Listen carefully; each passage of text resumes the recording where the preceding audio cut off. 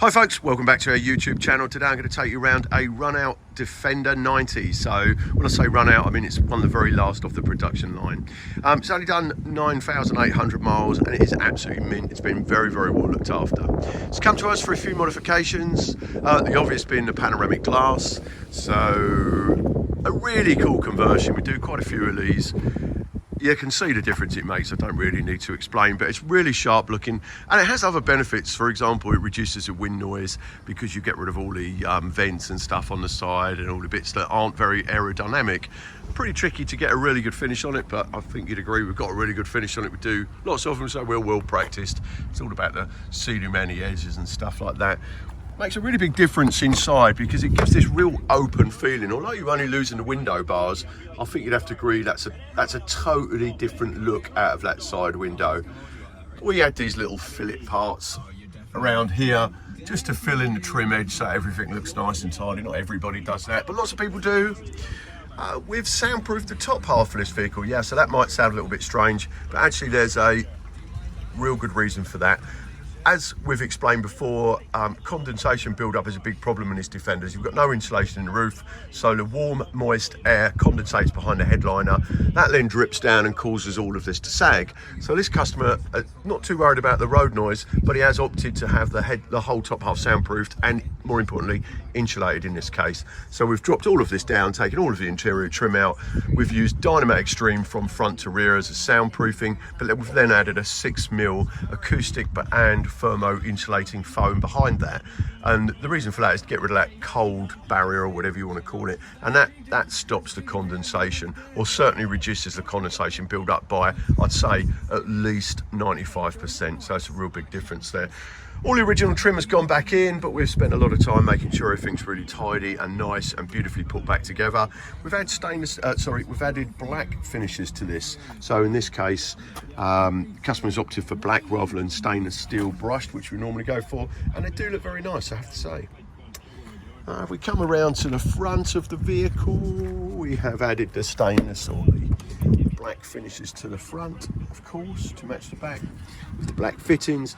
We've upped the security and added our own immobiliser system. As always, you'll need to contact us to get details about this. And we've carried out a double DIN conversion with our custom side panel, and in this case it's the Pioneer 9200.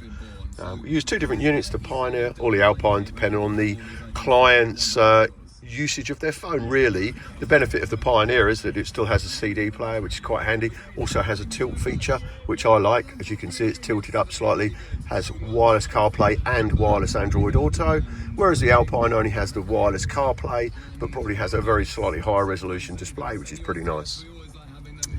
We've added a mag charger to this, so we do this magnetic quick release charging point. This is a customer's own lead, so he already has a small trickle charger.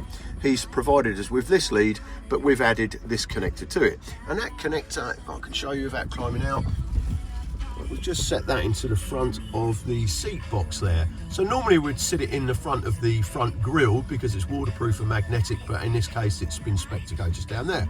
So it means that you can click this charging lead on and it will begin to charge. You don't have to unplug it, you just pull it and it pops off. So it's a magnetic connector. It's pretty sharp. Have a little look at the double DIN there. If I pop it in reverse, maybe I can show you the reverse camera. Yeah, there you go, look at that. And you can see the tailgate's open at the moment. We like to put the reverse camera up top. The reason why we do that is it gives a really good view of everything behind. And actually, you can just see the corner of the bumper there. So it comes right the way down. Oh, that's the wheel carrier actually, but that's the rear light in that corner. So because of the viewing angle of the camera and the way we set it up, you can reverse right up to something, but at the same time, can see everything in the distance as well. So I believe that works really well. Nakatananga antenna. So this is the new dual band antenna we use. This gives DAB, FM and AM radio reception. It's flexible, so it avoids vandal proof and it can be unscrewed. The base is really neat too, as you can see. We've also added truck light LED headlights to this vehicle. So these are a completely road legal, extremely reliable, British made product. We use lots of these. I know there's a few brands out there, but I've installed probably 100 sets of these, and I can tell you hand on heart, our failure rate is 0. So we've never, ever, ever had one faulty. I'd say that's pretty good, over 100 installs. So there you go, a beautiful 90. About to leave the Emporium. Hope you've enjoyed the video. If you have, you're welcome to subscribe. Thanks very much for watching.